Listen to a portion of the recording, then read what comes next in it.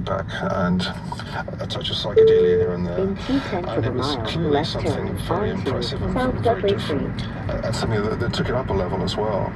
And I think when the other London-based guitar players, Peter Green and Eric Clapton, and everybody heard Jimi, they really kind of scratched their heads and felt a bit second-hand in a sense. You know, Jimi seemed to be much more real and much more connected to the music he was playing. And all these British guitar players had really learned from records. Mississippi Place. And they didn't live in Chicago, they didn't live in Mississippi.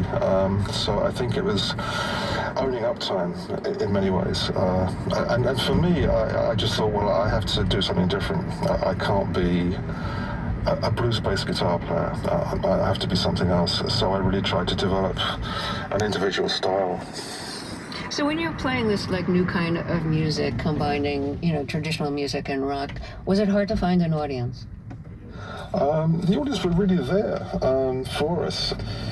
And, you know, I think we only really started playing that music 100% after we had a traffic accident that killed our drummer. And in a quarter of a mile, we had great sympathy from our West audience. Mississippi Place. And our first show was at the Festival Hall in London. And it was sold out. It was a great success. People loved it, and you had this phenomenon of playing in among these great songs, these wonderful ballads, playing traditional dance music, playing jigs and reels, very loud and very fast, and the audience just were bowled over by this concept, and we had great audiences really from that point onwards. There wasn't ever a doubt. I think when they came to America, we found it a little bit harder. The audiences were a little more resistant to what we were doing and didn't really understand what we were doing. Let's talk about that car crash. This was in 1969, and you and the band and your girlfriend at the time, Jeannie, were in the car. And the person driving was like your manager, your road manager? Road manager, yeah. You just played a club in Birmingham, you were driving home, and you want to describe what happened? Is that too much to ask? I know it's very traumatic, so... Your destination is ahead on the right. So we're driving back to London. We're almost at London, and our driver falls asleep, and the van, you know, veers off the road. But you knew he was falling asleep. You tried to grab the wheel. You did grab the wheel to avert crashing into a pole, and you didn't crash into the pole, but the car, you know, spiraled into a tunnel instead. Well, it kind of spiraled. I mean, it was not literally into a tunnel, but it spiraled and rolled.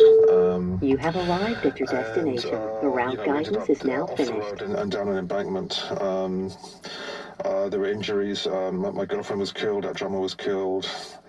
And that was a real watershed for the band.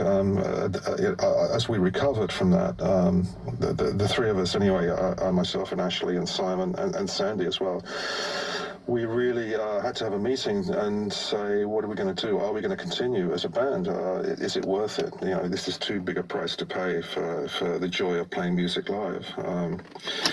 And eventually we decided, well, we should carry on, if only for the sake of Martin and Jeannie. I think we owe it to them to keep the spirit alive and keep ourselves sane as well, really, I think. We had to have a project, I think, to keep to hold ourselves together.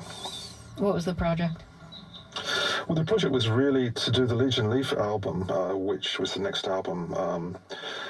And this was an all-traditional record. I think there were a couple of original songs, but it was supposed to be a statement, really.